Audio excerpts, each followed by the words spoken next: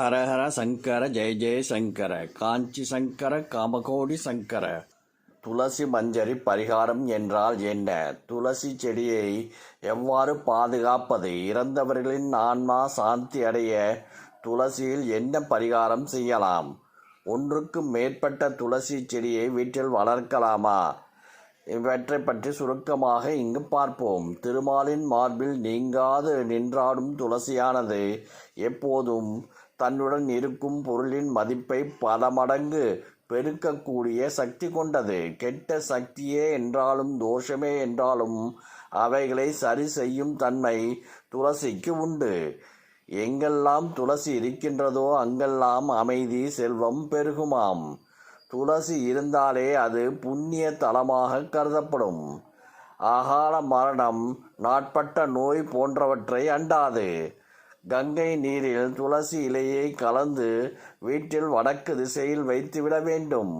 பிறகு இந்நீரை வீடு முழுவதும் தெளிக்கும் போது துர்சக்திகள், நெகட்டிவ் ஆற்றல்கள் விலகிவிடும். கண் திருஷ்டி இருந்தாலும் விலகிவிடும். பரிகாரத்துக்கு துளசி பயன்படுகிறது. ஒருவரது ஜாதகத்தில் கிரக தோஷம் இருந்தால் துளசி வேர் வைத்து பரிகாரம் செய்யலாம்.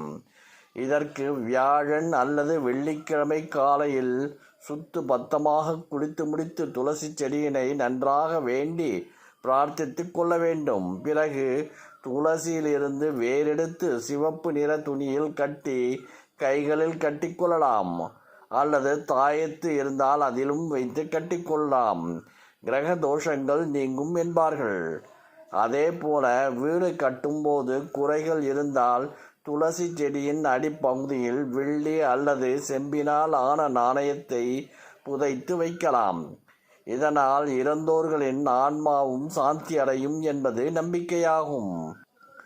அதே போன்று மஞ்சள் நிற துணியில் துளசி வேரை கட்டிவிட்டு வாசலில் கட்டிவிட்டால் நிதி தொடர்பான சிக்கல்களிலிருந்து விடுபடலாம். இதனால் வீட்டிலுள்ள எதிர்மறையான ஆற்றல்கள் வெளியேறிவிடும்.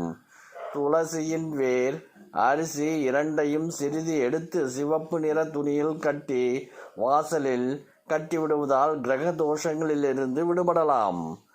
துளசி இலைகள் மற்றும் துளசி மஞ்சரி, அதாவது துளசி பூக்களை விஷ்ணுவுக்கு அர்ப்பணித்தால் வருமானம் பெருகுமாம். கிழக்கு திசையில் துளசி செடி வளர்க்கலாம். அல்லது வடக்கு கிழக்கிலும் வளர்க்க முடியாவிட்டால் வடதிசையில் துளசி செடியை வளர்க்கலாம். ஆனால் தெற்கு திசையில் வளர்க்கக்கூடாது. துளசி மாடம் வைப்பதாக இருந்தால் ஈசானிய திசையில், வடகிழக்கு திசை அல்லது வீட்டின் முற்றம் அல்லது தோஷம் இல்லாத இடத்தில் வைக்கலாம். எக்காரணம் கொண்டும் கழிவறை, சமையலறை, படிக்கட்டுகளுக்கு அடியில் தாழ்வான இடங்களில் துளசியை வைக்கக்கூடாது. இது குடும்பத்தின் வளர்ச்சியை, செழிப்பை தடுத்து நிறுத்திவிடுமாம்.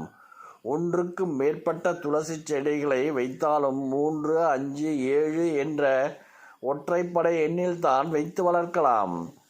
துளசி மாடத்தை வைக்கும்போது அங்கு குப்பை அல்லது அழுக்கு சேராமல் பார்த்து கொள்ள வேண்டும். துளசி வளரும் இடத்தை சுத்தமாகவும் அமைதியாகவும் பராமரிக்க வேண்டும். துளசி செடிக்கு விளக்கேற்றி வழிபடுவது மிகவும் நல்லது. ஹரஹர சங்கர ஜெய ஜெய சங்கர காஞ்சி சங்கர காமகோடி சங்கர.